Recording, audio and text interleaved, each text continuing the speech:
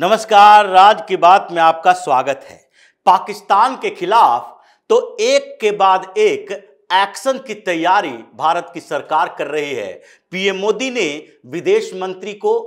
रक्षा मंत्री को और अधिकारियों को सबके साथ मीटिंग करके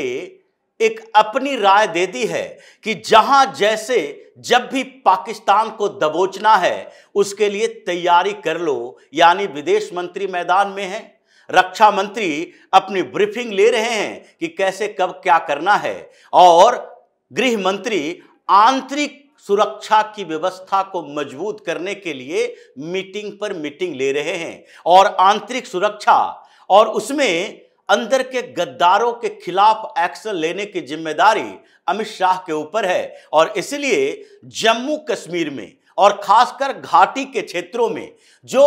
टेरर लिंक है, जो टेरर फंडिंग में फंसे हुए हैं, जो मीडिया में रहकर आतंकवादियों की दलाली करते हैं, जो पॉलिटिशियन हैं लेकिन किसी न किसी तरह उसका संपर्क किसी ऑर्गेनाइजेशन से है, जो इनडायरेक्ट रूप से उन लोगों के लिए पैसे जुटाता है जो कश्मीर में हिंदुओं के खिलाफ अत्याचार करते रहे हैं और हिंदुओं को डराते धमकाते रहे और वहां से पूरे हिंदुस्तान को संदेश देते रहे हैं कि देखो, अगर किसी भी जगह पर ये हमारे कौम के लोगों के साथ कुछ हुआ तो उसका हिसाब कश्मीर में भुगतना पड़ेगा। ये तरीके इन लोगों ने अपनाए और पहलगाम में पूछ पूछ कर कंफर्म करके उन लोगों की हत्या की जो मुसलमान नहीं थे, जो हिंदू था, एक आध उसमें क्रिश्चियन भी था। लेकिन इस बीच कश्मीर के अंदर तैयारी पूरी हो चुकी है, लिस्ट बन चुका है और एनआईए जिस तरीके से इन्वेस्टिगेशन कर रही है उससे परेशानी मुफ्ती और अब्दुल्ला दोनों के परिवार को है।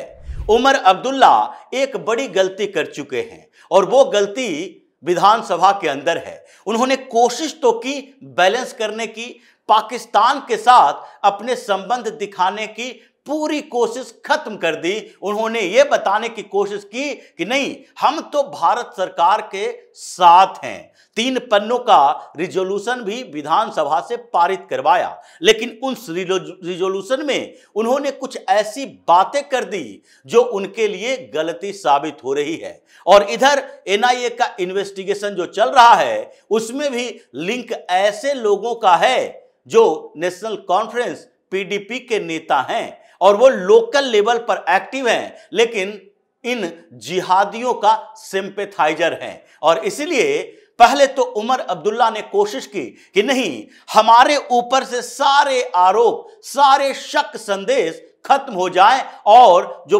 पीढ़ियों से हमारे ऊपर शक किया जा रहा है, मतलब शेख अब्दुल्ला से लेकर फारूक अब्दुल्ला और अब उमर अब्दुल्ला, ये तीनों के ऊपर जो शक किया जा रहा है कि कहीं ना कहीं ये लोग पाकिस्तान को बीच मिलाकर पाकिस्तान का सहयोग करते हैं। क्योंकि फारूक अब्दुल्ला तो कई बार बयान दे चुके हैं कि देखो भाई, पाकिस्तान ही वो देश है जो कश्मीर की समस्या का भारत के साथ मिलकर समाधान कर सकता है। लेकिन यही बात उमर अब्दुल्ला ने इनडायरेक्ट तरीके से कहा और जिहादियों के खिलाफ जो कार्रवाई चल रही है, जो पहली बार ऐसा देखा गया कि घाटी के क्षेत्र में उन लोगों के पूरे नेटवर्क के खिलाफ कार्रवाई चल रही है, उसमें सेना के जवान भी शामिल हैं, उसमें सर्च ऑपरेशन है, इनकाउंटर ऑपरेशन है और साथ ही उन लोगों के घरों को भी तोड़ा जा रहा है, पहली बार, जो कि किसी न किसी तरह इसमें इन्वॉल्व रहे हैं। डायरेक्ट अगर इन्वॉल्व है, कोई टेररिस्ट है जिसको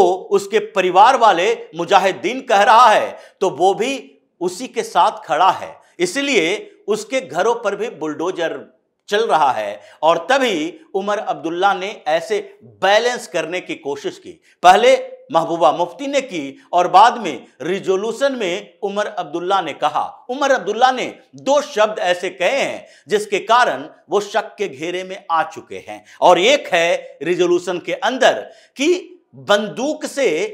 इस समस्या का समाधान नहीं हो सकता। बंदूक से मतलब वो आतंकवादियों की बात नहीं कर रहे कि आतंकवादी बंदूक लेकर आते हैं, उसकी समस्या के समाधान के लिए उन्हें अपनी बंदूक छोड़नी पड़ेगी, मतलब हथियार छोड़ना पड़ेगा, ऐसी बात नहीं कर रहे। बल्कि कह रहे हैं कि अगर इन जिहादियों आतंकवादियों से जिहादी शब्द का उपयोग तो ये करता नहीं, केवल आतंकवादी शब्द का उपयोग करता है, जबकि कश्मीर में आतंकवादी जिहादी का रूप लेकर बैठा हुआ है। वो केवल आतंक नहीं फैलाता बल्कि जिहाद करता है। इसलिए उमर अब्दुल्ला ने पहले तो यह कहा कि आतंक के खिलाफ लड़ना है तो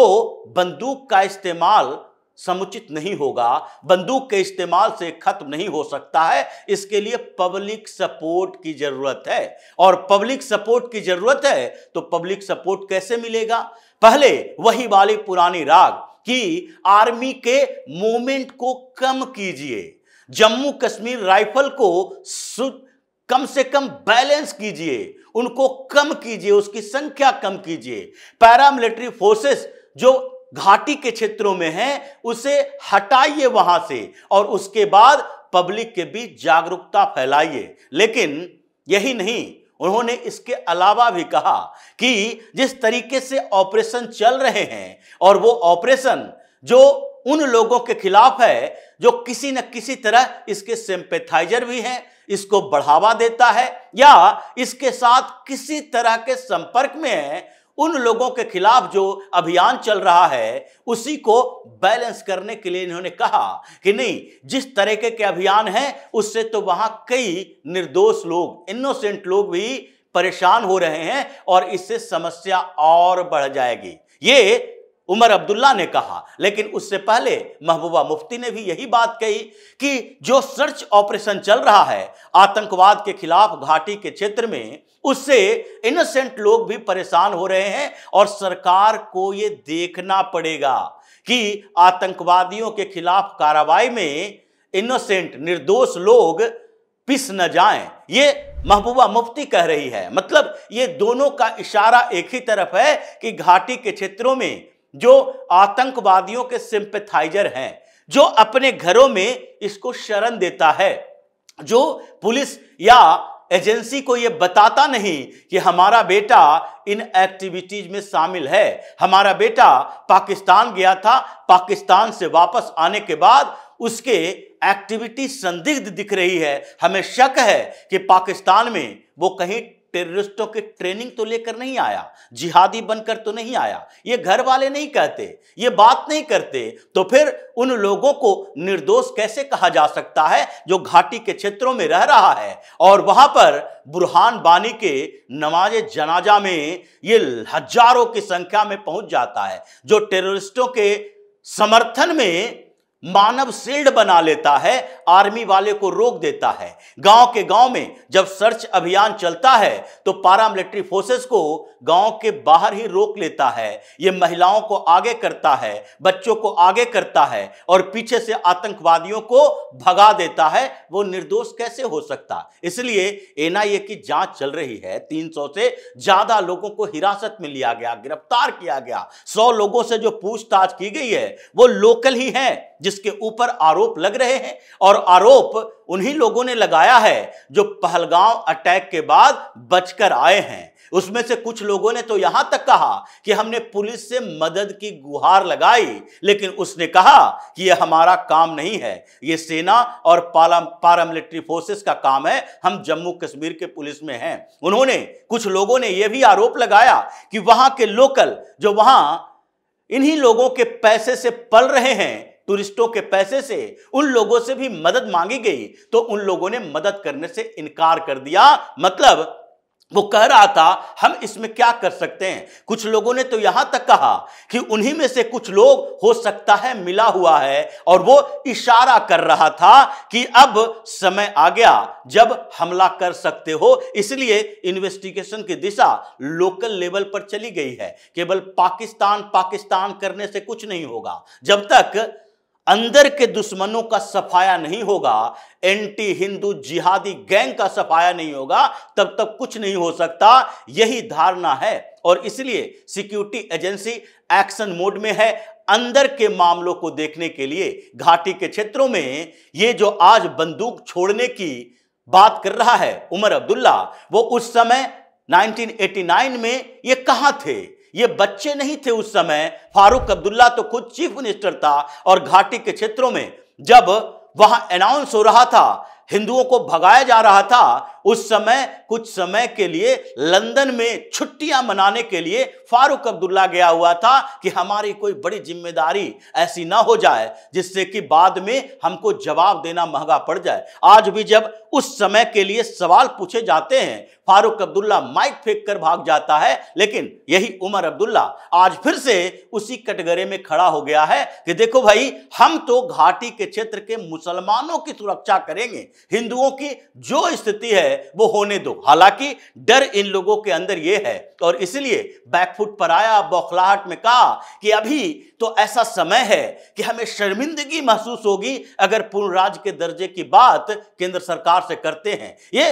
विधानसभा के अंदर रिजोल्यूशन में इसने बोला है और उस समय अपने पार्टी के नेताओं को सचेत होने के लिए भी कहा। क्यों? क्योंकि इनके पार्टी के कई विधायक, इन लोगों के कई सांसद, ये सारे जो लोग हैं घाटी के क्षेत्र की राजनीति करते हैं, ये कहीं ना कहीं इसका लिंक उन्हीं लोगों के साथ है जो पाकिस्तान आते जाते रहता है, जो आतंकवाद को प्रमोट करता है और वही आतंकवादी पैदा भी करता है, हिंदुओं के खिलाफ नफरत पैदा करता है, घृणा पैदा करता है। तो इसलिए कश्मीर की घाटी में अभी ताबड़तोड़ एक्शन चल रहा है, नजर पाकिस्तान के ऊपर है, लेकिन सरकार घाटी के क्षेत्रों में भी सारे ये जो जितने भी एंटी हिंदू जिहादी गैंग है जिसकी लिस्ट तैयार की है, उन सब के ऊपर कार्रवाई कर रही है और इसलिए बौखलाहट वहां के बड़े बड़े नेताओं के अंदर भी है कि कब किसका नंबर आ जाए, पूछताछ के लिए बुला लिया जाए, हाउस अरेस्ट कर लिया जाए,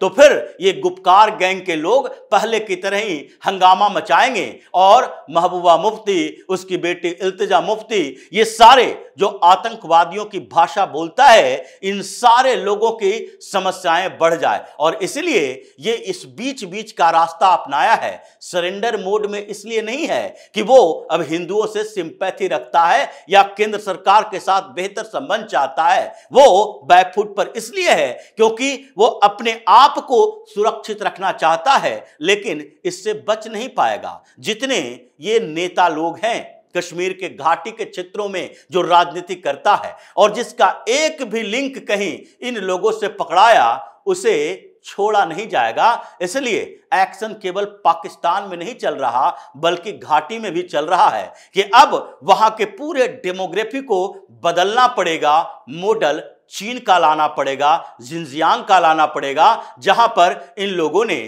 इस तुर्किस्तान इस्लामिक मूवमेंट की कमर तोड़ दी और तुर्की मुल्क के लोगों को चीन के अलग अलग हिस्सों में भेजा और हान वंशियों को जिस तरह से जिनजियांग में बसाया, उससे वहां की डेमोग्राफी बदली और फिर इन लोगों की कमर टूट गई कि कैसे इस्लामिक जिहाद चलता है। अब वही मॉडल कश्मीर में भी चाहिए, चाहे चीन हमारा शत्रु मुल्क ही क्यों ना हो, लेकिन जो आइडिया उसने डेवलप किया है वो तो मानना पड़ेगा। और इजराइल वाली स्थिति जो है, इजराइल तो सहयोग कर रहा है, ये पाकिस्तान के खिलाफ चलेगा, टोटल स्ट्राइक वाली। और इसलिए आजकल बौखलाहट सारे उन राजनीतिक पार्टियों में है जो कि बैलेंस करके मुस्लिम परस्त राजनीति करता है। और घाटी के क्षेत्र में तो इन लोगों को लग रहा है कि अगले कुछ सालों तक अब हम राजनीति नहीं कर पाएंगे, राजनीति का तो कैरियर ही खत्म हो जाएगा, क्योंकि ये लोकतंत्र का ड्रामा जो करते थे ये ज्यादा समय तक चलने वाला नहीं है। और इसलिए अब्दुल्ला हो या मुफ्ती का परिवार हो, लोन हो या फिर राशिद इंजीनियर हो, सबको लग रहा है कि इस बार बचना बड़ा मुश्किल है। तो इसी तरह की खबरों के साथ फिर से हाजिर होंगे, तब तक के लिए बने रहिए हमारे साथ और देते रहिए हमें सहयोग, ताकि इसी तरह की खबर हम आपके लिए लाते रहें। धन्यवाद।